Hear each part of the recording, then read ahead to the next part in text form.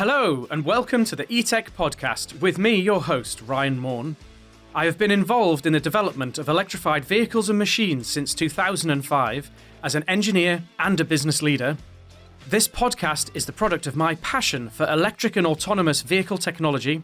I'm here to share knowledge from some of the world's leading experts, as well as my own insights. Join me as we accelerate the transition to cleaner, safer and smarter vehicles and grow the industry around the world.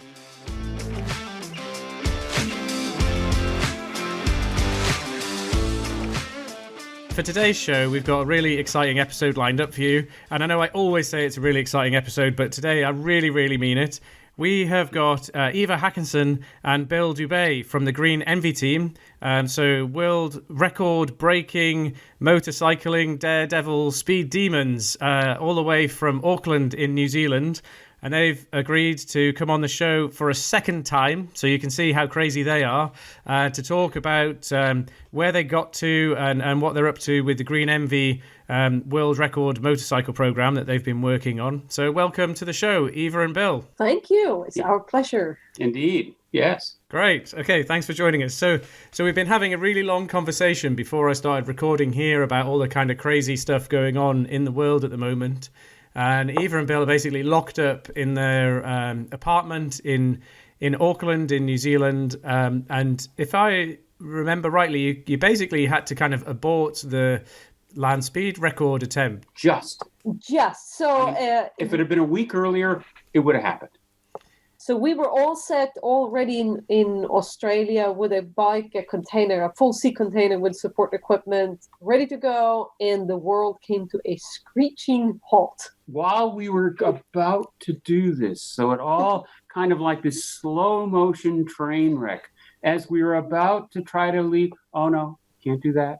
Oh, it looks like the fire crew's pulled out. Oh, it looks the medical people. No, they're banning and the event coordinators were scrambling to make this happen. Can we fit under this rule? Can we do this? Can we do this? And the curtain just slowly came down on the event. It was. Well, the final straw for the event was the land speed record event at the Lake Gardner salt flats in Australia was actually that they couldn't get the medical staff to man the ambulance. Because they were banned from doing so. Ah, right, okay. All medical staff was called back. All their approved leave was taken back because they needed to be ready for pandemic work. So that was the final straw for the whole event. Was actually that's it to man ambulance and fire rescue. They had 3 doctors, then 2 doctors, then 1 doctor, then. No doctors. And were you out on the salt flat at that point, or had you sort of not? Almost. We hadn't quite made it. We had made it to Adelaide. We had got all the shipments through customs and biosecurity inspection, and we were just about to pick up rental cars and camper trailers and buy food and equipment. And nope. And then Australia put in the 2-week self-isolation requirement before our crew had arrived. So the crew couldn't come.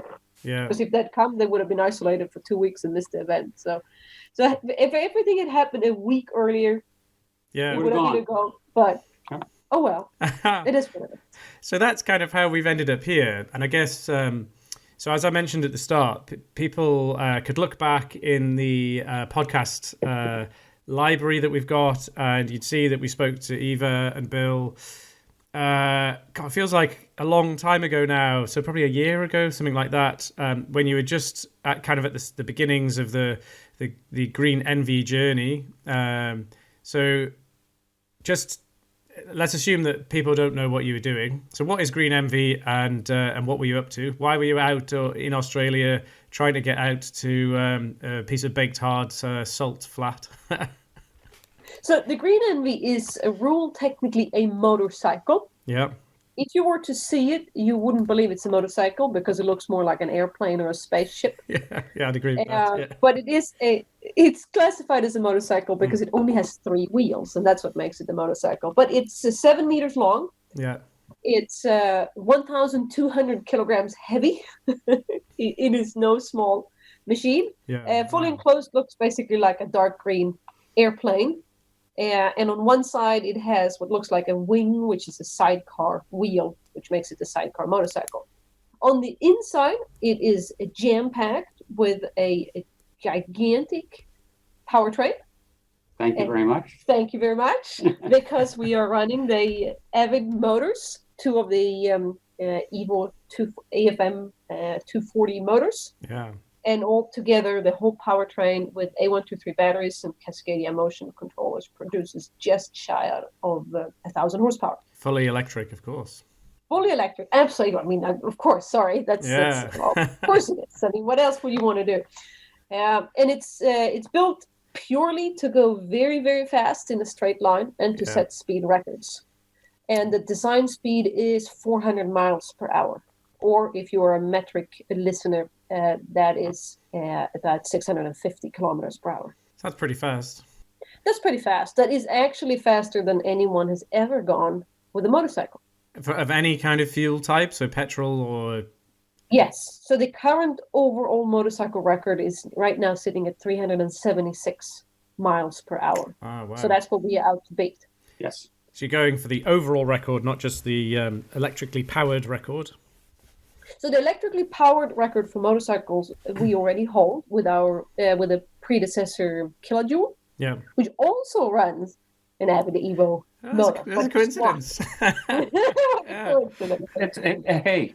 And we've been running that motor for actually, since before it was an Avid motor. It kind of it didn't have that name back then. We've been running it Very satisfying. Since 2013. Yes. And we just loved it so much. Yeah. So when we built the whole brand new motorcycle, we had to go. This was the obvious solution. Oh, great. Thank you for that. So the Well, no, thank you. Thank you. No joke. It's turned out it is an extremely reliable powertrain. Yeah, We've been very happy. That's great. It's really good. So the what kind of started? So Killajoule was a really successful bike, and you did a lot of stuff with Killajoule. What was the apex point that made you decide to start again with GreenEnvy and a completely new? Because it's based. If anyone wants to, one of the other things, as well as making really fast motorcycles, that Bill and Eva are really good at is time lapse. That's what it's called, time lapse videos. You guys make great time-lapse videos, and there's a lot of them on your Facebook and things. So you can see this thing getting put together, lots of really fab time-lapses. So what was the... It's actually, those are real time. We just say they're time-lapse so people don't feel bad. You move that quickly. Yeah. That's how you get it all done. We actually built this motorcycle in 6 months. And this is unheard of. Wow. And the reason we were able to do that, well, first we've gotten good at this, but it's electric, which is so much simpler. It's essentially a cordless drill with wheels, a giant cordless drill with wheels. It is. Yeah. And putting this together is so much simpler. There are so much fewer systems to deal with. You don't have a fuel system. You don't have an exhaust system. You don't have a fuel injection, all this sort of stuff. No clutch, no transmission. All of this is gone. Yeah. And there's also no dyno testing. If it works, it's gonna work. Hopefully. Although we dyno tested the motors before we sent them to you. Oh. So. Well, you have done all the work for us. So but you know what I'm saying. It's very. It turns out very. But we're it's the electric allowed us to do that. But we talk about the real time, the time lapse. We really almost go that fast. Yeah. So is it the reason for the new bike? Is it longer or wider, or what's the sort of fundamental differences to the old bike? What were you trying to achieve with the new design?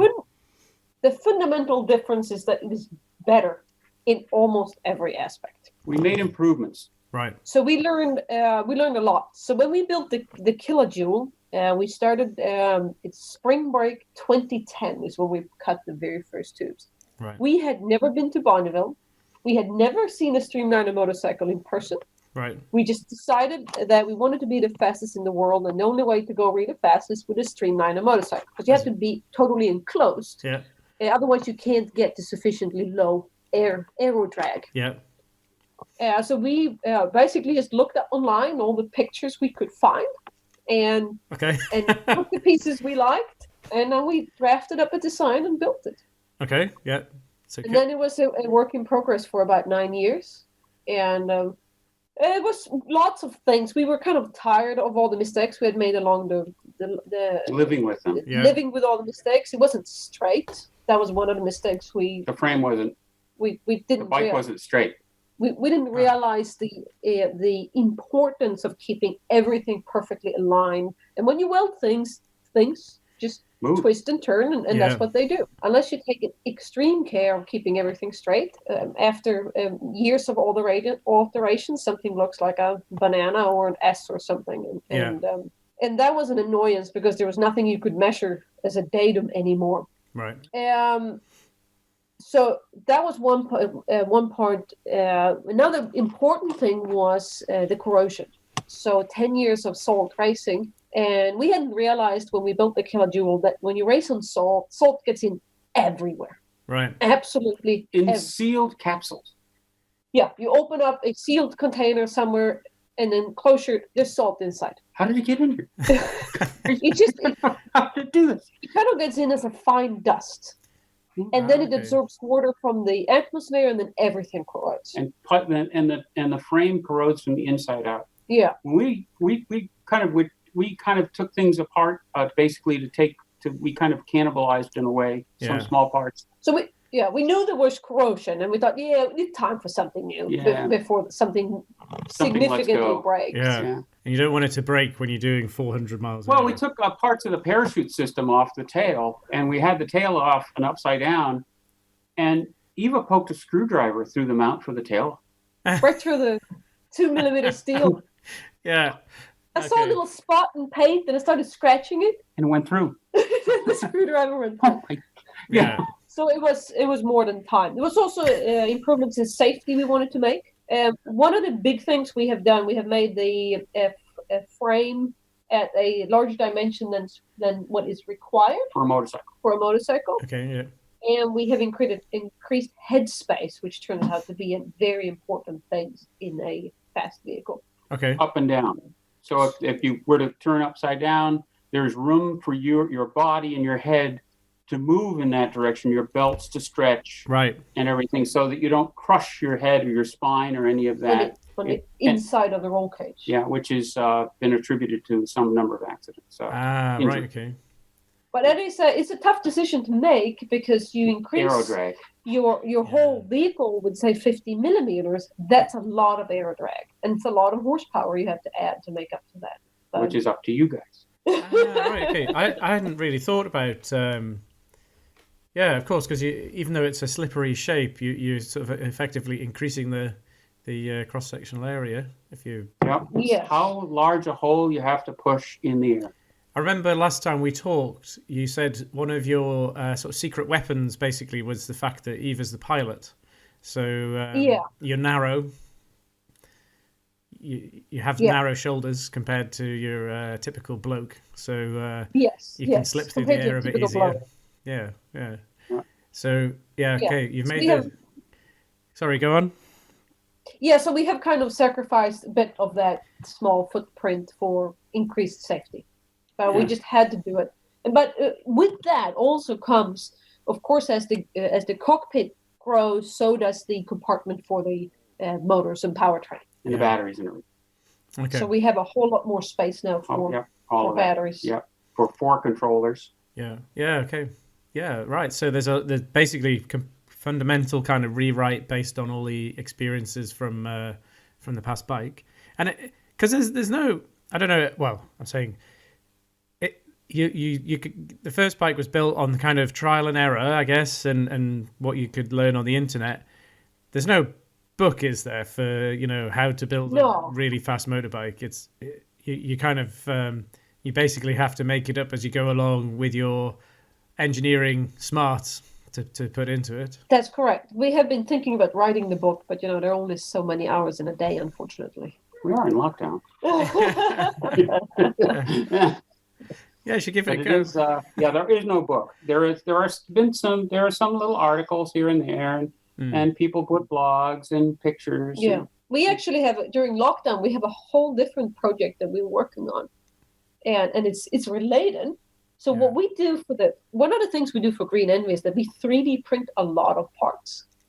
Okay. A lot of stuff. On actually consumer printers. These are no fancy tens of thousands of pounds. We made one. We built our own giant printer. Almost a meter on a side cube is the print volume. It's about 730 millimeters on a side. Oh wow. Cube. Yeah. It's an FDM printer. But it's based on consumer printers. It's based on the parts and open source hardware and software. RepRap. But we print so much parts, and we feel kind of guilty of making a lot of stuff out of plastics. Yeah. And for to take the high temperature of racing in a desert, you can unfortunately not use the regular bioplastics like PLA, which is a bio-based plastic. So we have to go with a regular petroleum-based, and we don't like that. So we are actually spending our lockdown designing a extrusion equipment for 3D printing filaments, so we can make it from water bottles. So the plan for GreenEnvy for next year is that all the parts we need to 3D print will actually be made from recycled plastics. Oh wow! Okay, that's cool. So that's our lockdown project. Got Just nothing better to do. And it's always about, we're going to get the vehicle back from Australia in, I'd say about probably 3 weeks. 3 weeks or so, close, nearly a month. Yeah. And we've kind of made arrangements to do that, and it's kind of working its way because, everything is slow right now. Everything is slow right now. So will it have to sit somewhere and kind of be, I don't know, decontaminated or something before you can get it, or does it come straight back to you? I think that it has to go through a full biosecurity inspection, but I think the fact that it was never raced, to just went in, turned around, right, and came out again. Hopefully that will be easy. Yeah, it's going to be it's as clean as it went out, and I'm pretty sure it will. They still have to fumigate probably because it's been to Australia, don't they? No, just okay. Not what I know. Any miscreant Australians kind of hanging out in there trying to escape to New Zealand? Yeah, we feel very lucky to be living here. It is a refuge in the world on fire. Yeah, it is very much.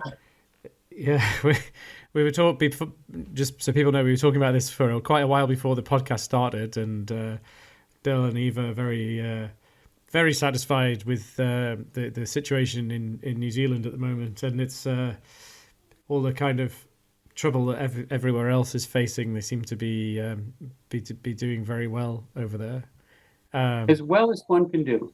Yeah, well, yeah, quite in the current situation.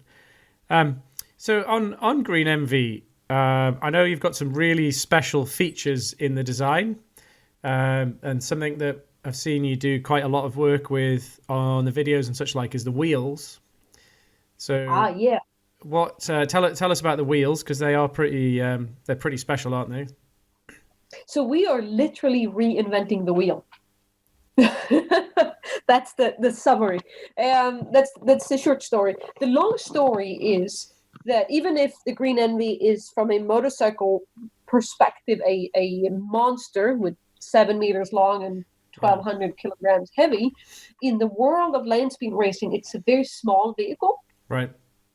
And tires, really high speed tires, you can buy tires that the manufacturer claim is rated for 500 miles per hour. Yeah. But those tires are meant for a big car. And they only last one run. At that speed. Oh, wow. Okay. Yeah. So first off, they're too big for our vehicle. Yeah. So we can't really get tires that are good for more than 350, maybe 400 miles per hour, but it's starting to get uncertain at that point. And uncertainty in tires at those speeds, the tires don't just go flat or, you get kind of, we got a bad one or something's coming off. No, they explode. Pieces of the vehicle come off. And the Oh yeah, and Yeah. and you wreck the entire vehicle as often as not. So Right. this is a life-changing event when you have a flat tire and so if you have a tire failure, this is a major issue on the and the pneumatic tires. Yeah, so tires is the absolutely weakest link in land speed racing. They are basically just two manufacturers that make wheels for this kind of speed, or tires for this kind of speed. They often go flat, they delaminate, and also they don't come really the right sizes for us. Yeah. So we just realized, we have to take matters in our own hands. And there are teams who go to a tire manufacturer and pay them $1 million and say, make us special tires. We don't have that. We don't have that money. And we also thought, running on pneumatic tires at this kind of speed is just kind of crazy. Bearskins and stone knives. It's a little bit like that. And if you look at the jet car, such as the Bloodhound, it runs on solid wheels. Right. Okay. They would never think of putting pneumatic tires on that one for their desert setup. They've run pneumatic tires on runways for testing. Yeah. And they run perfectly fine on solid tires, but they don't need traction. They don't need to get a grip on the ground. Because it's thrust powered. Yes. So they just need to stay straight and steer. That's all they have to do. Yeah. It makes a hard cylinder on the hard ground makes a lined contact. If you think of it. And you need a contact patch, which has area for traction. Yeah. Yeah. So what came up with the wheels we're running, we have named them Key wheels, so Kiwi wheels from the New Zealand heritage. Yeah. And we've been dwelling on the idea for a few years that we want to run solid wheels because the jet cars have proven that that's something that the safest way to go. The safest ways to go.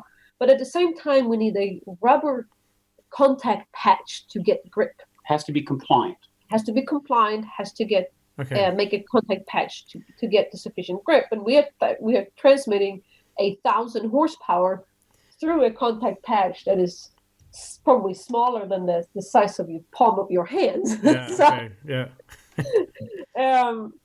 the idea was to get a solid wheel with a rubber tread, but the rubber tread couldn't be held on with just glue or adhesives, because that's how pneumatic tires actually fail. Yeah, they're held together. They are a pneumatic tires, layers of rubber and layers of steel, fabric, steel or fabric belts or fabric, and they fail in the adhesion layers between these different materials. Or they pull off the rim for a whole bunch of reasons. Yeah. So we thought, okay, we need a solid wheel with a rubber tread, but it can't use glue. So after lots of conceptual designs and ideas, we came to the conclusion that, well, what if we have a solid wheel that has grown rubber hair through it? Kind of like a stubble. Okay. Like your beard, a stubble.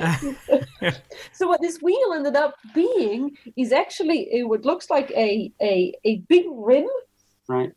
With holes drilled through it. Looks almost like a spaghetti colander. Yep. Okay, yeah. And on the inside of this cylinder with all these wheels through is a cast high strength rubber mat that has studs sticking out of it. Okay. So you push this mat through the rim, and the rubber studs come out on the outside. And the rim supports the mat. Okay, yeah. And because of effectively the faster you spin that, it's going to plug. It can't escape. Yeah. Yeah. We do hold it in for low speed. There are retention bands on the inside. Just to hold it in for low speed. Okay. But at high speed, you've got 10,000 G's to hold it in position, so it's not. You're not coming out. No. Right. Yeah. So it's a very weird looking wheel. You can see it on my website, GreenEnvyRacing.com, if you're curious. It looks like something NASA would have put on the Mars rover. It looks like a very space age wheel. But it doesn't spell anything out. It could, I suppose. It could, I guess, could spell something out in Morse code if we wanted to. Avid, perhaps. Yeah. So imagine a silver-colored narrow cylinder that has a red little nubbies sticking out through it. Oh wow! And And have you managed to do much testing with that? Because that's quite a... So we ran them last year at the Killajoule. We ran them 3 years ago at Bonneville. We ran them the very first prototype, which actually where the rubber was 3D printed. Yeah. We ran that 3 years ago at Bonneville. Yeah, and we discovered the need for the backing plate. Okay. Because the rubber nubbies would push in at low speeds. Ah, okay, yeah. Mm-hmm. They did have a little neck, so they will stick in the hole, but it wasn't enough. It wasn't enough, yeah. And then last year we ran all three wheels, front, rear, and sidecar wheel, not at the same time, but at different runs at the Killajoule. Just for testing. And we ran it up to 236 miles per hour. And I didn't crash, I didn't die, it didn't come apart. So good. Yeah, test passed, yeah. So it's people think it's crazy to test things this way. It's like, oh, wouldn't you spin it up in the laboratory or something? And yeah, that would have been That's great. what I was thinking, yeah. Well, you would, but it's not a real test. Well, you can question the validity of such a test, and also we just didn't have that opportunity. Yeah, you'd have to make quite a special test rig to really replicate the forces. It's more than that. It has to hit the ground. Yeah. And that's by the way, pneumatic tires fail because they hit the ground, and it sets up a standing wave in the rubber. That's what makes them fail. Yeah. And therefore they don't fail if you just spin them up at the same RPM. They work great. Without load. Yeah, so you'd have to have some kind of like load drum and Yeah. I'm But sure it's possible, but difficult. What we do is we are a shoestring budget team. Yeah. So our annual budget is like 1/100th of a major land speed racing team. Yeah. And we try to do things differently. So yes, we would love to send things off for testing, but we just don't have that opportunity. Yeah. So what we heavily rely on is the engineering and the maths. We actually do the maths. Finite element analysis, analytical, just kind of straight out of your textbook analytical maths. Laboratory testing on the rubber. And this is cast. That's an area where you guys are probably a little bit different to your typical racing car drivers. So just day jobs of what do you do again? I used to teach engineering, so I guess I have that. Yeah, and Bill has built scientific instruments and worked in engineering all his life. Yeah. So it's. You wouldn't ever say it, but you're both very clever cookies. And they're blushing now. Clever, but... it still takes a budget. Yeah, clever definitely offsets budget in a big way, but you can't do it without a budget, and you still have to, it keeps us poor. Well, the other thing that is quite special about you guys is you don't often get people who can do really, really complex, difficult maths and TIG weld. Well, I have simply been forced to learn both. Well, that's really what it is. The joy of a small budget. You see, if you'd had a big budget, you never would have got to have these skills. No, so we definitely have a champagne taste and not even a beer budget. I think a soda is all we can afford on this budget. Maybe a root beer. So we are. People think we enjoy being underdogs. No, we don't necessarily. We would much rather have big budgets, but we don't. We simply do the best out of it. If anyone listening to the podcast happens to want to be a large cash sponsor, and by the way, obviously not a motor supplier because you've got the best motors in the world anyway. But if anyone else wants to be a large cash sponsor of buy anything of a fantastic land speed record busting motorcycle team, then they should get in touch with Eva and Bill, and maybe help that budget a little bit so that you're not forced to do all of your own fabrication in the future. Yeah, and also if you go to GreenEnvyRacing.store, you can become a sponsor directly or support it directly, and you can get all kinds of cool gadgets, including 3D printed models of the GreenEnvy. Ah, okay, yeah, you've got some cool merchandise on there. Little stuff. I haven't. I need to have a look at that. I haven't had a look at that. I've seen you talk about that before, but I will have a look at that. So then the wheels themselves, just the wheels are, a work of art. They're sort of scientific and engineering accomplishment. But moving up from the wheels, you've got a pretty, punchy powertrain in there. I know you've carried over a lot of stuff electrically from the previous vehicle, but could you just sort of run us through the electric powertrain and how that works and what you've got in there? I'd like to add that the other racers are very interested in. Everybody is asking us about the wheels. By the way, all the land speed people they realize they're suffering the same pain of wheels and tires, and they realize how we're glad somebody's doing something about it. Yeah. But it's not the only thing they're looking at. They're definitely looking at our powertrain. Oh yeah, for sure. Actually, so I'm just gonna. Because I've done my usual and I've rigorously planned all the questions for this podcast. But on the wheels, there was one thing I was going to ask, because I think some people think that the salt is like frying pan flat. And it's not, is it? It's quite rough, the salt. On a large scale, it is. Yeah. But on a small scale, it's rough. Yeah. So how does your system accommodate the surface roughness, the variation in the salts? Because normally the pneumatic tire, that's part of its job, is to comply and take some of that out. So what do you guys do? On suspension. Okay. So you are bringing up a topic which has been plaguing us for years, and this was also another reason that the Killajoule was just due for retirement. Right. Yeah. It was being on a budget. Yeah. We built the whole Killajoule suspension around $75 $75 50cc pit bike shocks from eBay. Oh, and it had 5 of those, 2 for the front, 2 for the rear, and 1 from the sidecar. High quality components, obviously. They actually worked okay for the first few years. Yeah. Okay. But 9 years into it and being abused, they actually it took us a long time to understand what had happened. They basically just froze solid. Yeah, that one race, it was like, what's going on with this? The salt must be unbelievably rough out there. No, the suspension in the front had frozen, and also the suspension, instead of having bearings, had bushings, and those had seized as well. And those are seized and creaking, and the difference from the old suspension to the new suspension. I mean, you put your finger on top of the new one and you can see the suspension move a little bit. Yeah. So, and this is 1,000 kilogram. Yeah. So the Killajoule had this super budget pit bike suspension. The GreenEnvy has these beautiful, all stainless, all bearings, and Öhlins has custom made all the shocks for it. Tapered roller bearings, needle bearings in the front, all of this on bearings. Yeah.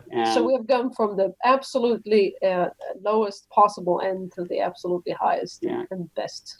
Oh, but we haven't gotten a chance to try it yet. But I do. Well, I've driven the GreenEnvy once in the parking lot at a whopping 14 miles per hour outside the workshop, and on that kind of bumpy pavement with joints and things, it was beautiful. Yeah. I mean, it's like a luxury car.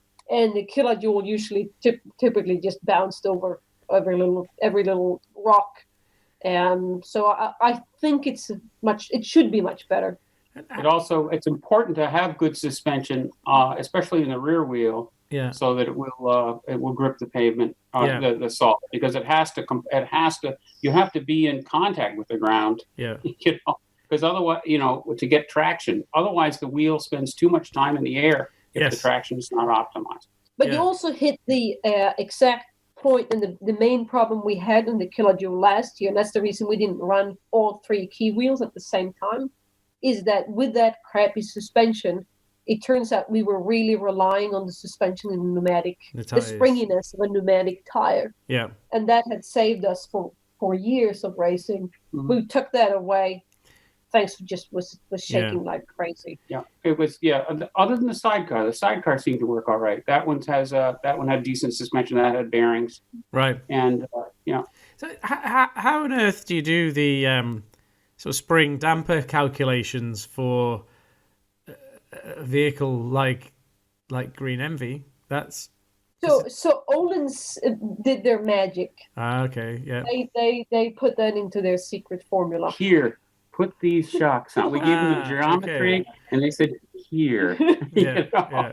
Yeah, we had, there's this, don't touch a thing. Yeah. So just like the motor magic, which Yeah. we have outsourced to you, Yeah. we have outsourced the suspension magic to Olin's to That's do all fantastic, because it must be so complex, because you've got so much going on there with the sort of loadings of the vehicle. You're going to have quite a lot of aero going on, pushing you into the ground. There's all sorts of things that they have to take into consideration to make that not. It's black art. Yeah. And also, it's in Swedish, so we have Eva to You can talk translate. Swedish to them, Okay. and they're very that I think cinched the deal. Okay. So we've got super lovely suspension, courtesy of the very clever guys at Öhlins. Yes. So that's How do you say that in Swedish? Öhlins. Öhlins. This is the Swedish pronunciation. Öhlins. Is that okay? But no one would know what you meant Yeah. outside Sweden. People don't generally know what I mean anyway, so that's fine. Öhlins. Öhlins. OHLINS. Mega suspension company. So those guys have done a sterling job on the suspension, and that's a big improvement. So then, is it you're not expecting to get much vibration through, and you've got to, much like a normal car, you've got to try and keep the tire in contact with the ground. So you're That's correct. Yeah. We don't care about vibration. We care about keeping the contact, the tire in contact. If the driver goes up and down, it doesn't matter. We don't care. Are you going fast? See the horizon, I guess. Yeah, exactly. He says that because he doesn't drive it.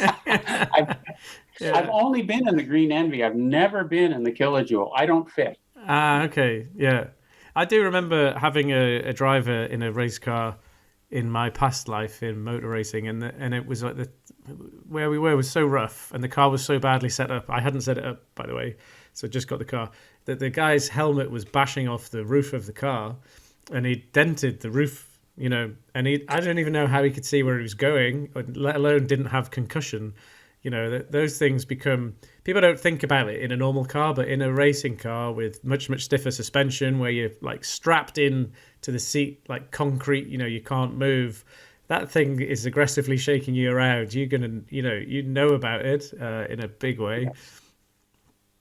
It all becomes on your neck, all of that stress. Like the rest of your body can't flop around like it usually does in a normal car. Yeah, but we've taken care of the suspension, and that we believe we'll find out.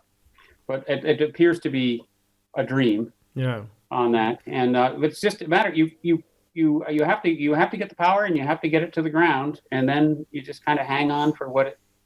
And the aerodynamics, we'll find out about that. We'll see. We've done the basics. So going in a straight line is surprisingly difficult. Yeah, I can imagine. It's in concept. This seems like a ridiculously simple type of motorsport. Yeah. Like all you do is to drive in a straight line for a few miles. It's an engineering challenge. But it isn't. It is not. It doesn't take much of a driver. Thankfully. Are you constantly kind of making steering corrections and things to keep yourself? A little bit. But if you've designed the vehicle well, you're not. Well, you have crosswinds a little bit. You have gusts. You have potholes. Yeah. Uneven ground and things that pushes you around. But in general, a well-built vehicle will go straight. Yeah. And the GreenEnvy wasn't straight, and you'd give it the goose, and it would go one direction, and you'd the Killajoule in one direction, and then you'd let off of it, and it'd drift in the other direction. Yeah. So And I guess it's all that tire scrubbing like that would that's lost energy that you're losing from speed as well. Indeed. Yeah. And does the sidecar do much? Is that some kind of, I'm thinking like outrigger sort of racing boats where the outrigger lifts up at a certain speed and it's kind of flying. Is the sidecar in contact with the ground the whole time, or does that kind of have some clever spaceship function? So this is one of the most common questions we get. Okay. And the answer is actually it's the opposite. Okay. So the sidecar is always touching the ground. The sidecar is my training wheel. It's my permanent training wheel. That's how it ended up there. The Killajoule was built as a two-wheeler.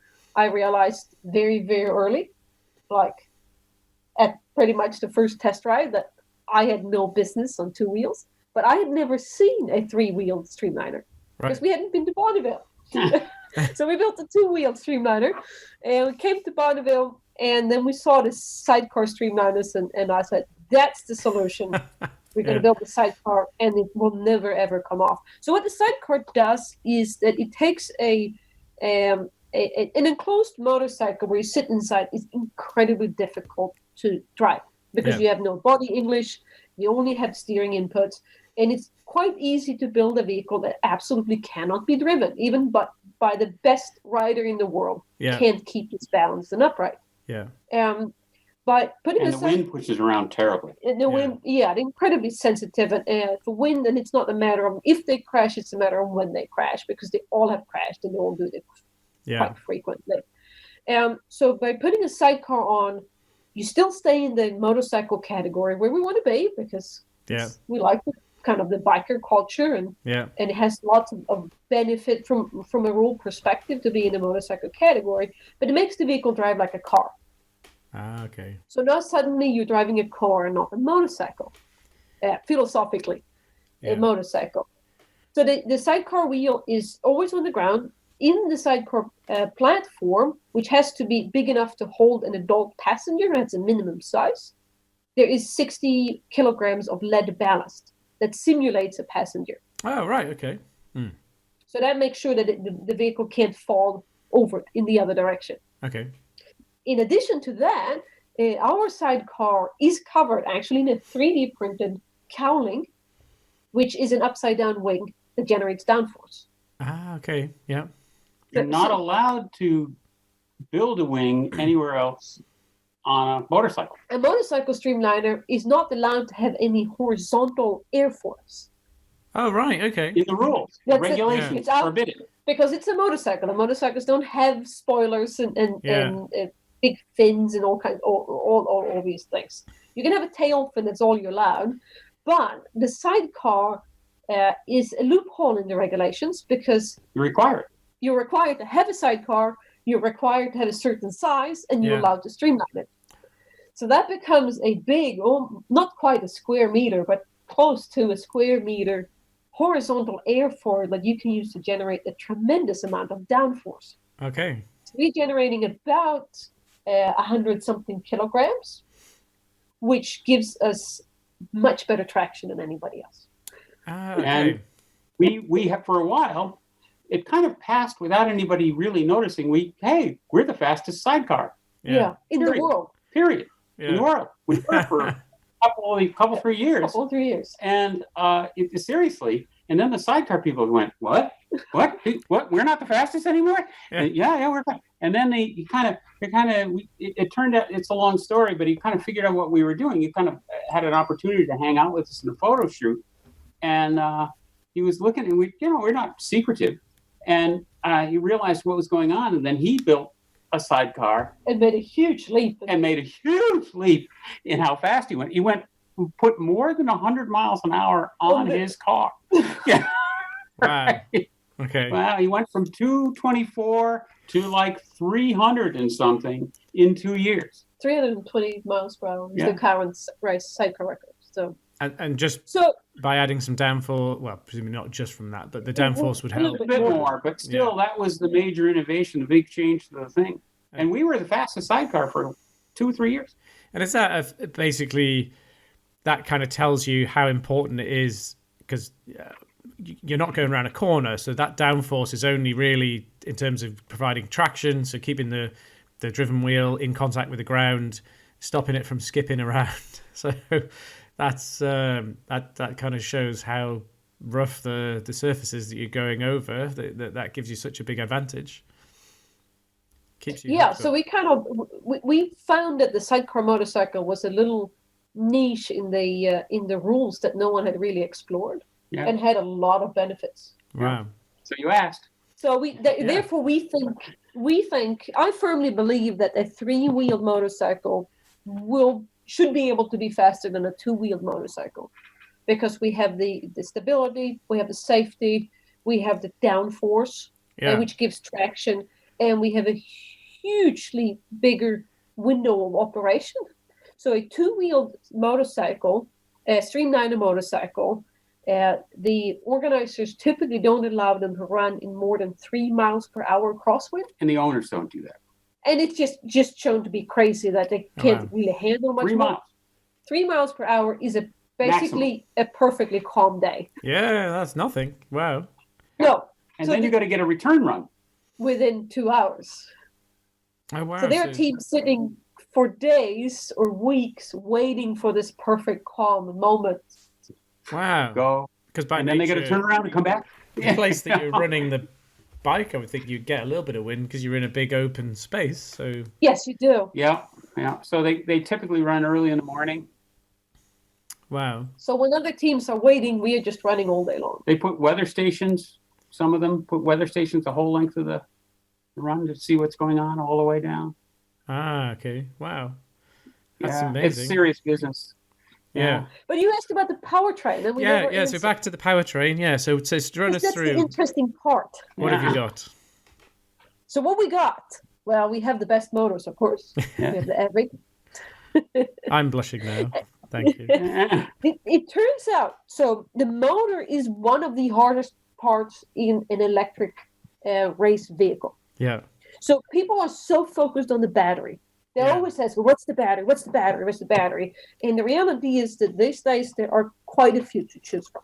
And especially in land speed, it doesn't really. You care about the volume it takes up. We but also not so much about the weight. We care very much about safety and reliability. Yeah. So we've been racing A123 systems forever, Forever. for almost 20 years. No, almost 20 years. So as long as A123 has been around. Yeah. And I've been running the same battery since 2013. So I've is that 7 race seasons on the same battery pack? what kind of is it a power pack or an energy pack or what is that? It's kind of in the middle. So it's a lithium iron phosphate. Okay. So it's different from what you find in your mobile phone. This is what you will find in a cordless tool, or specifically these cells are for hybrid cars. Okay. So they are a little bit lower on the energy side, roughly around 100 watt-hours per kilogram. About half. About half of what you will find in the high energy cells. Yeah. But on the other hand, you get a lot of power. Okay. So we can low impedance, high reliability, and high safety. Yeah. Okay. And reliability in racing, people don't realize this. Oh, I want to go for the most. No, it's king. Yeah. Because if you don't finish, you can't finish first. Yeah. There's the old Colin Chapman line though about the perfectly designed race car is the one that drops to pieces as it crosses the finish line. That's about it. Yeah. Yep. I used to look at my motors, and when they flew apart, they turned into a ball of plasma at the end of the drag strip. I know I'd put just the amount of power through them. Yeah. So what kind of capacity do you have to run battery wise? So what we have right now is it's not necessarily 100% optimized for this vehicle, but it is what we had for the Killajoule. And I've just transferred the batteries over, and we have 400 volts. Yeah. About 10 kilowatt hours. Okay. Sorry, 20 kilowatt hours. Okay. And that's quite a big battery. It's about 300 something kilograms. Yeah. And we can draw up to about 1,800 amps. Maybe a bit more. Okay. Depends upon how long we're going to do it. Right. But we can short term for maybe topping out at the quarter mile, at the through the traps, we can pull more perhaps. Yeah. So you got a lot of power available there from the 400 volts. Is that because would you look at going to 800 volts or a higher voltage? Do you need to Do you need that, or is everything fine? We're going to shake out the vehicle at what it is now. Yeah. We have had, this is an endless discussion. Okay. The 400 versus the 800 volts. Okay. Yes, if you look just at performance, you can make a whole lot smaller powertrain if you go to 800 volts. Yeah. But I build stuff myself. Yeah. I build battery packs, I wire battery packs, Yeah. and I like 400 volts because it typically doesn't kill you. I'm pretty. No. I want to put your tongue across the terminals. I wouldn't put my tongue across the terminals. I've taken 400 volts multiple times. DC. Yeah. That's what happened to your hair. Yeah. DC is the difference. 400 volts DC It's about 200 volts AC. It's not that different than putting a fork into your outlet here in New Zealand or the UK and Europe, where it's 220 volts in your outlet. It's survivable. For anyone listening, don't try that. No, don't 400 volts DC. No, but I'm saying you go over. A big problem. Oh yeah. But you go over and it's like, from a safety perspective, the higher you go, the more hazardous putting the pack together in the end. That's true. Yeah, we will go somewhere. But I don't know if it's amps or volts or whatever. Yeah, 600. Is it cubic rule? The kind of arc potential is quite. There's a crazy relationship between voltage and arc potential. So if voltage goes up, the arc potential kind of basically much more likely to arc, but on some kind of exponential scale. So if you double the voltage, going over 600 is you're passing through a regime at 600. So basically, the reason we settle for 400 volts, because that is kind of the top of what we're that. Comfortable with. It's the top of the range of inverters. The kind of the low voltage inverters, they top out at 400 volts. Yeah. It is, from a safety perspective, sensible and reasonable to handle. Yeah. And it also happened to match the motors we're running, so it was working. It was just working well. We saw that as a good optimization between performance and safety. Yeah. And when we run out of horsepower, we'll have this discussion again. Yeah. I will convince her to go up in voltage a bit. I suspect, but she won't admit that now. No. Yeah, well, we can definitely. I mean, 650 is very doable. I think those controllers that you've got would be fine for a higher voltage. Certainly, the motors are. They're quite happy at running. Well, we'd have to change out the controllers. We would have to change out the controllers. Okay. Yeah. Or at least we'd have to send them back in for a new not recalibration, but we've got the ultimate calibration. We'd have to put new silicon in, power silicon. Okay. Yeah, they could.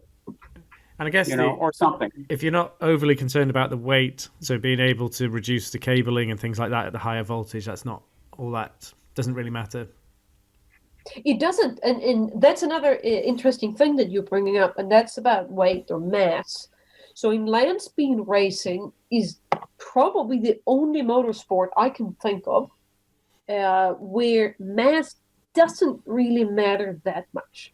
It's a consideration, but not the king of consideration. It's not like an aircraft or Formula One. They care about grams. Yeah. I mean, they care about the embroidery on your racing suit because adds weight. And this is no joke. It's no joke. Yeah. It's a fact. They were having a battle with the regulatory about, we don't want to put embroidery on. We want to use printing. Yeah. And they said, no, it has to be embroidered.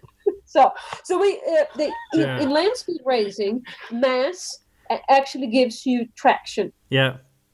It gives you traction without induced drag.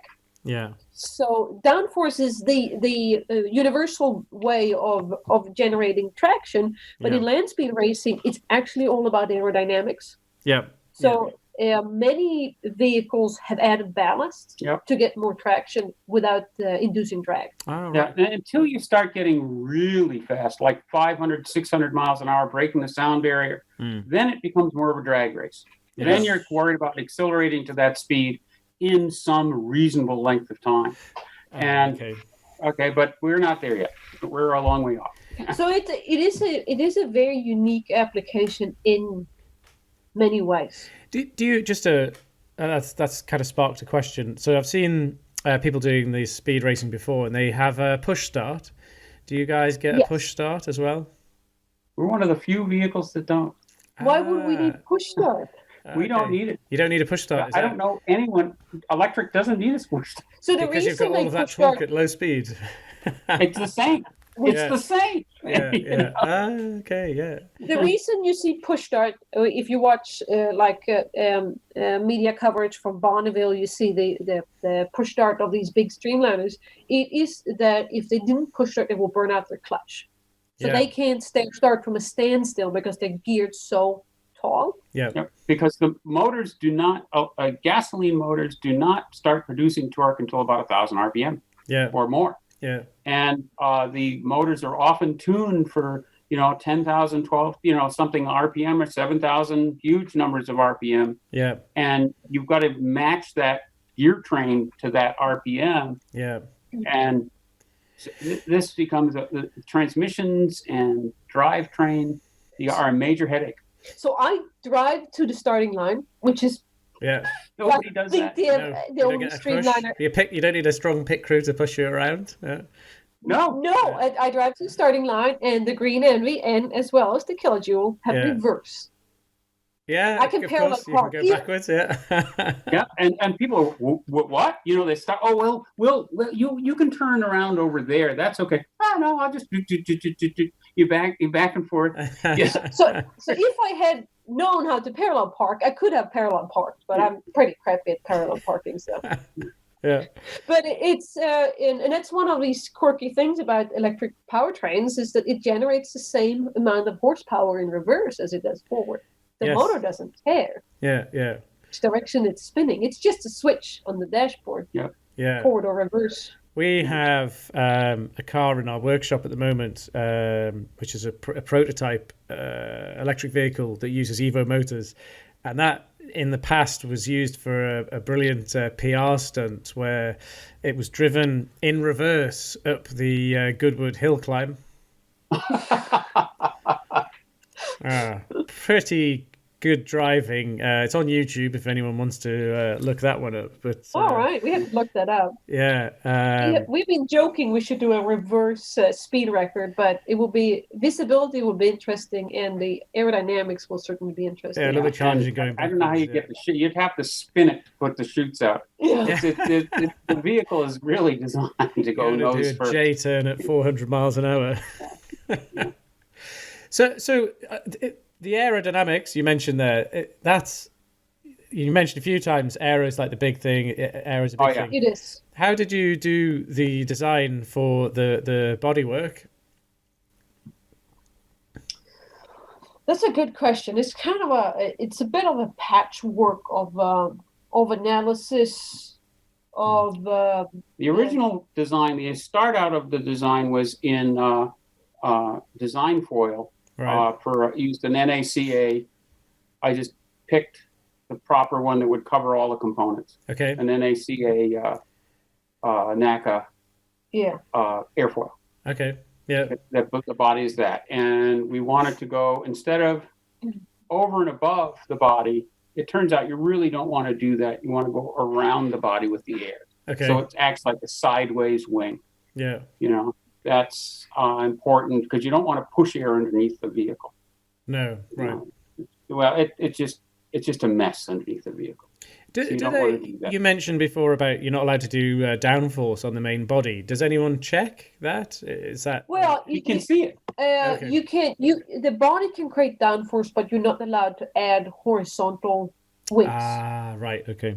Yeah. Yeah. So if the design you can cover things. Yeah. Yeah. And people do make oil tanks and intercoolers and things that hang out of these in interesting aerodynamic ways that hang out and act like a little stubby wing. Yeah. They do this, but it can only be an integral part of the streamlining or something like that. Yeah. It's it's kind of like, really?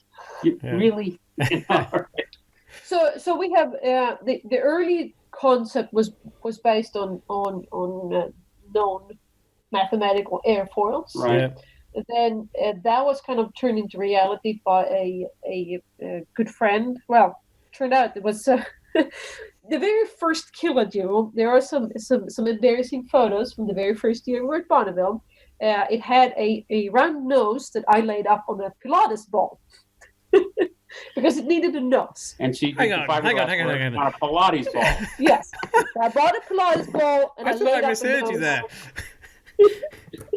Okay. So you did a composite layup on a inflatable Pilates ball. Yes, an exercise ball. Yeah. And then I painted that red, and we riveted that to some sheet metal, and that became the nose, and that's how we raced it the very first time. Kind of like the Rocketeer or something like that. Cool. Traveling science project. Yeah. But we built that whole thing in about 5 months as well. So And we the were bodywork we built in about a week. in a week. So that the nose on GreenEnvy clearly isn't a Pilates ball. So No, so the nose of the GreenEnvy is actually a copy of the Killajoule. So what happens after these embarrassing photos were posted on Facebook is that a saving angel fell out of the sky named Jim Cordy from Flagstaff, Arizona, and he makes his living making airplane parts. And he said, "I saw your Composite Facebook. airplane parts. I saw your Facebook photos. You need help. I will help you." So he hand sculpted he actually came up to Denver from Arizona, which is Grab the frame. 18-hour drive, grabbed the frame, hauled it back to Flagstaff, hand sculpted the nose on the canopy out of foam, Oh wow. and then he made the part. The plug made the mold, made a part for the Killajoule.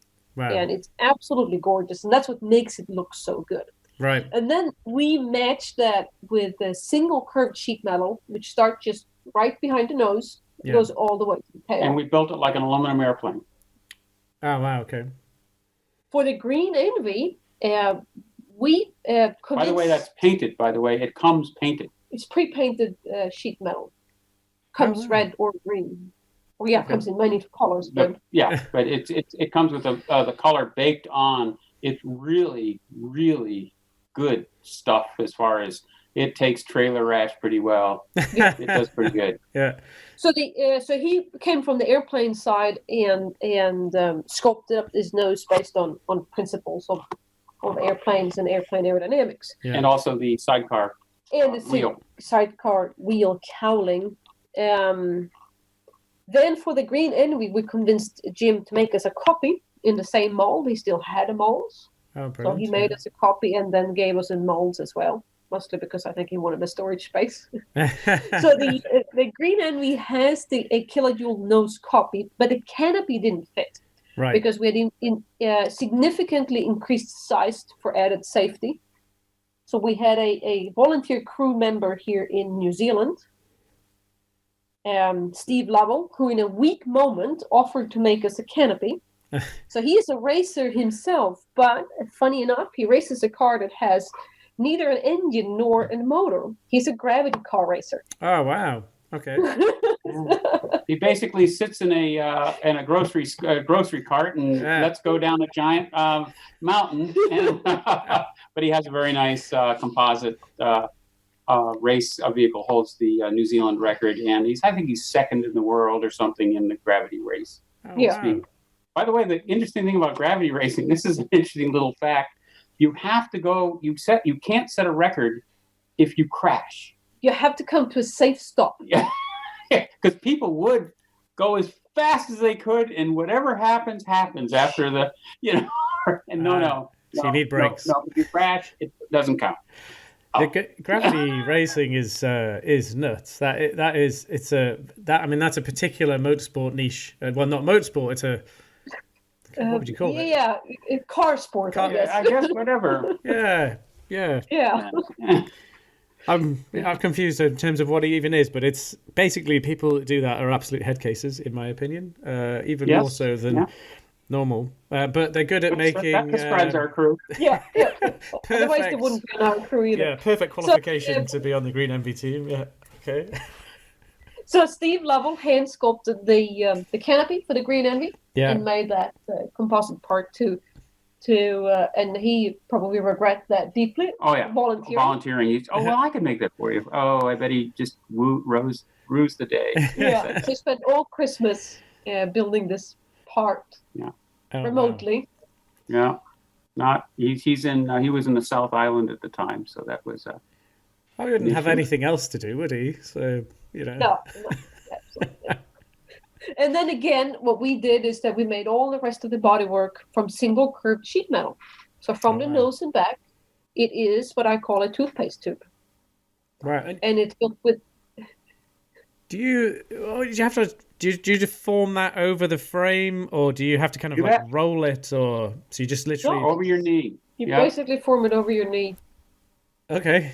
And then is it glued to the frame or riveted or both? It's riveted to ribs, and then it's held to the frame either with quick fasteners or with screws. Okay.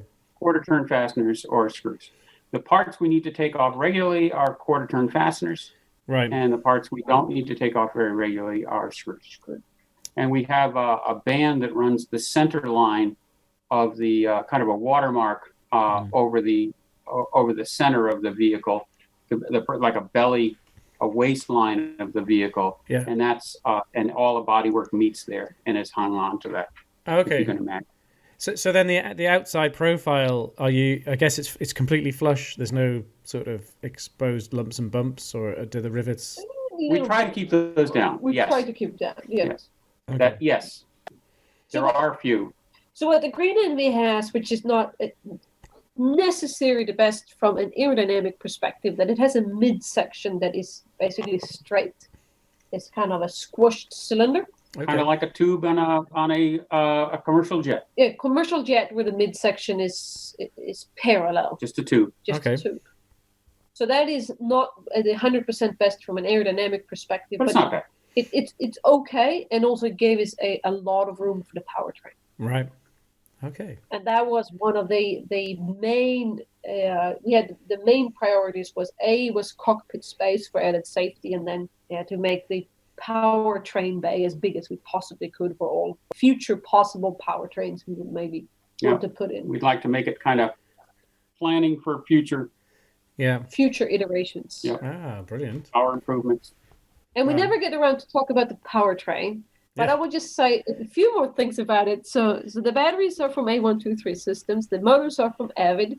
Yeah. And then in between there, we have 4 Cascadia Motion inverters. Yeah. So that is basically it. And then it's... And they've been extremely reliable. We brought those over from the Killajoule. Well, 2 of them over from the Killajoule and got 2 more from Cascadia. And they have been just dynamite. Yeah. We just love them. They're good product. So that's for people that don't know or might have heard of Reinhardt. The Cascadia is the new name for the Reinhardt business after it's been part of Borg Warner now. And you guys, Barry Reinhardt is the designer of that. Very nice guy, and Chris Brown. Yeah, absolutely top chaps. You built the electrical distribution, the power distribution stuff yourself, didn't you? I saw some good videos of all that going together. 3D printed a few parts in there. Yeah. Yeah. So we have a big, what we call the aquarium that holds all the power electronics. Yeah. So what the GreenEnvy has is essentially it has 4 parallel powertrains. Wow. That are all linked together in the end. So we have 8 contactors and 4 fuses and 4 pre-charge relays and it's basically 4 of everything. Wow. And all of that is housed in a big plate that's covered in an acrylic and sealed in. Because you want to keep the salt out. Yeah. Fingers, you don't. But you also want to see things. You want to show it off because people are interested, and you want to see, is something turning blue? Is something deforming? Something not right. Something not right. Yeah. And just keep an eye on all the parts. So then the 2 motors are chained together. Yeah. With a 630 motorcycle chain, and then chained directly to the rear wheel. Oh, wow. So there's a fixed gear ratio. Amazing. And it's a bit of a funny situation that the rear wheel actually spins faster than the motor. which is unusual in a motorcycle. Okay, yeah. So up effectively up geared. Yes, it's up geared. So in the current setup, our maximum motor RPM is expected to be about 2,800 RPM, and at 400 miles per hour, the rear wheel spins about 5,500 RPM. Oh wow. Okay. So you could still go faster. Maybe that's that's where we're on horsepower. So that should be about the top. Okay. So the computer says it should go 400 miles per hour, but unfortunately we don't race computers. Yeah. No. Although at the minute everyone's racing computers, so yeah. Yeah, I guess so. Yeah, if we did, we'd have it do Bitcoin. Yeah. Yeah. Oh, fantastic! So I'm. You probably can see me glancing down here. I've just noticed the time, and we've completely blown the time. So I've taken up loads of your time. Just to kind of close out, I was wondering, what's next? So obviously we've got to get through the coronavirus craziness, but what's got you guys excited about? What are you doing? What are you going to do next? So the whole mission for the GreenEnvy is to promote electric vehicles. Yeah, that's really the number one. Is to show that electric vehicles are faster, cooler, and sexier than internal combustion. Yeah, and big part of that is also to just educate people about EVs. That it's nothing weird. It's really a normal vehicle, just better. Yeah. People are taking notice in land speed. We've heard rumors of other people going electric, turning to the other side and trying to beat us. Brilliant. But the most important is to get just average people or general people. We've convinced people, to say the least. They go to the car dealer and think about maybe getting an EV instead of a regular car. And also big part or one of the important reasons we are in racing is to change the image of electric vehicles. Yeah. Electric vehicles. I mean, Elon Musk has done a lot of the work for us. Yeah, thanks, Elon. Yeah. But still, people that can't afford a Tesla still may not find the alternatives particularly sexy. Yeah. But to just kind of show the image that all electric vehicles are actually it's a good option. It's coming. You're pretty sexy even in a Nissan Leaf. Yeah. And you guys are doing a lot of work. You do a lot of work with trying to get kids into science and engineering as well. Yes. So that's kind of the other leg of what we do is to get both boys and girls to realize that science and STEM is really cool. Yeah. And if you want to be fastest in the world, you have to do your maths homework. Yeah. That's really the message. If you're good at maths, you can be pretty much anything you want. Yeah. No, it's I think that's excellent advice. You can do a degree in engineering, and if you really, really want to, you could become an accountant. But you can't do a degree in accountancy and become an engineer. That's exactly. And actually, many engineers go into sales. So marketing. I mean, it breaks my heart. Law. Management consultancy. Some of them become CEOs of companies. You don't want to be a CEO of a company. That's a terrible job. Yeah. And then maybe the third part of what we're trying to promote is just to get people start building stuff again. Yeah. Young and old. And I think we have seen, that's something we really seen during this pandemic, is people actually kind of getting back to building stuff. Doing stuff, making things. The 3D printing community is making your mom equipment. Yeah, I have been printing face shields. My mom, who's 76, is printing face shields for healthcare 3D workers. Printing space shields. This a space shield for healthcare workers. Healthcare workers in Sweden. Fantastic. Yeah. Both my brothers are. I have been, and it maybe it's bringing back something good that kind of. Yeah, I agree. More self-sufficient. A lot of people, like in the past, we don't want to think about manufacturing. It's kind of made in China. That's the. But I think maybe people are realizing now that's not not the best option for the long term. It's you need to be able to do stuff. Like, although I am really missing the one thing. I don't know. This sounds a bit bit weird, but I'll go with that. The one thing I'm really missing at home is a welder. So I can't quite justify getting one right at the moment. But I could really do with a welding set in the garage. Yeah, being able to. I'm having to work out how to fabricate things from wood and using wood, glue, screws, rivets. Where I'd like to be able to join metal with a nice weld. So Eva considered it as a superpower. Yeah, it's my superpower. I can fuse metal with my hands. Yeah, I would agree, definitely. Yeah, it's going to be my birthday present this year. Is a nice. Welding is pretty hardcore, but just getting into like 3D printing gives you a whole different perspective on how things are made and what you can actually do. So we're proposing that. I mean, building stuff should really be part of any education. Yeah, it should be part of. It should be required as part of your engineering education. Yeah, people they've kind of let that fall, and also primary education. Like that should be part of it. It should be, you should build things. Yeah. But you should get a little MIG welder. I think this is you should. And a 3D printer if you don't already have one. And do you have a 3D printer? No, I don't. 3D printer yeah. I'm just a caveman. Are you aware how cheap they are? Yeah, well, I'm making stuff out of wood, so that's kind of like 3D printing. Do you know? Do you know how much a 3D printer is? No. What do you get? Guess. Seriously. I don't know, 500? 500 what? Pounds? That's a pretty fancy one. That's a fancy one. Oh, really? Like $300 US is where they start now. Yeah. Oh, wow. Okay, and you made one. And that's with delivery.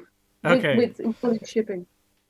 So I guess I could... and that's one that's worth using, worth buying. It's a good entry-level one. It prints good stuff. So we print parts for 400 miles per hour on $300 printers. That's how good they are these days. Oh, wow. So maybe I should get, because I was going to get quite a nice TIG set. So I'll get a MIG welder, save some money on that, and I'll get a 3D printer. Yeah, you want to start out with MIG. Yeah. Hopefully my wife will listen to this and take some notes. That's the birthday present list. Yeah. Brilliant. Well, it's been absolutely fantastic talking to you guys. Really appreciate you taking the time out to talk to me and give us the update. When do you think GreenEnvy will be getting back? When are you going to have it back on the salt flats? Well, for sure next year in Australia. What goes on before then depends upon what goes on in the world before then. Yeah. I don't know what the racing season is going to do this year in the U.S. We had in a weak moment. We're thinking about bringing it to the U.S. in September, but we don't think this pandemic thing is panned out enough for us to do that. Yeah, and also if we leave this country and come back, we're condemning ourselves to 2 weeks in serious and quarantine. Yeah. Government quarantine. You're going to stay in this place. You're not going to generally mix with the. It's like But as it is right now, we're not even allowed to travel out of the country. And are you landlocked here? You're pretty settled in New Zealand now. Do you think you're going to stay there for the longer term, or will you head back to the US or somewhere else? We came here to stay. Yeah. It is. We really like New Zealand, particularly from an engineering perspective. This is really the do-it-yourself country, the ultimate do-it-yourself. Yeah, people admire a person who's handy here. Okay. Yeah. That's it is universally admired. Yeah. A CEO of a hedge fund manager is like, oh, okay, I guess it's like I guess you are. That's all right. And if you're an engineer or somebody who's doing something, oh really? No, that's good. That's interesting. What sort of work do you do? People are very interested in what you do if you're handy. Yeah. We have received more support here than ever before for our racing. Yeah. Oh, brilliant. That's really, really good. Excellent. Okay. But we open to offers. We are open to offers, yeah. UK isn't bad either. Isn't bad either. The hedge fund manager, though, probably gets more kudos in the UK still than the engineer. We're not quite there yet. There's a lot of work to do to do more to promote engineering and science and technology in the UK. Although it's kind of coming, but we're definitely, there's a lot more work to do here. So schedule-wise, if not before, we should definitely see the GreenEnvy back at the salt flats in February or March 2021. For sure. And also it depends upon what goes on, and if things settle out quickly, they get, we got a brand new cure and everybody's going to be, everything's coming off. We'll probably go to the US at some time in the summer, but I don't see that happening. Yeah. No. But the good news is we have another year to make it even faster. Yep. Brilliant. And it will. We 6 months. That's quick. The thing is, you can kind of see the inside the cracks of this thing. We did like the dash, the instrument panel. We just put an instrument panel and just put instruments on it. Yeah. It was supposed to be nice. And the paint was drying as we rolled it into the container to ship it. It was literally drying. It's like, it's still kind of soft. Be careful with the nose. Don't touch it there, yeah. Seriously, the paint was drying. We were trying to get stuff together. Brilliant. But it's been amazing. It's been enormous support. So it's a lot of fun. And this is just a little bump in the road. It is what it is. Yeah. We can't really complain that, our racing program got delayed when the world is on fire. We're thankful and grateful and just seeing, we got another 10 months to make it even faster. We made some face shields that for a few people in a nursing home and some a local doctor. We 3D printed some face shields. Great. So we got our pandemic response is what we set up to do instead. Yeah. Brilliant. Okay. We'll call it a day at that. So thank you again for taking the time out to talk to me today. It's been really, really great. Thank you. And we'd be happy to come back a third time when we've finally set some records. Okay, I'll hold you to that. I'll definitely. Well, maybe even before then. Depends how long we've got to wait through this pandemic. But all right, we'll hold you to that. Okay. Wow, that was absolutely fantastic. I really hope everyone enjoyed catching up with Eva and Bill as much as I did. I wish them all the best with the GreenEnvy project. I look forward to seeing that out on the salt flats, smashing some world records and bringing lots of attention to electric vehicles in the near future. So if you've enjoyed that today, we've got some fantastic podcasts coming. Don't forget to subscribe so you get to hear about them. Hit like, leave us a review depending on which platform you're listening on. We've got loads of really great 5-star reviews that have come in recently for the show. So thank you for that. I really, really appreciate it. It helps keep me going. So that's all we've got time for today. I really look forward to speaking to you again soon.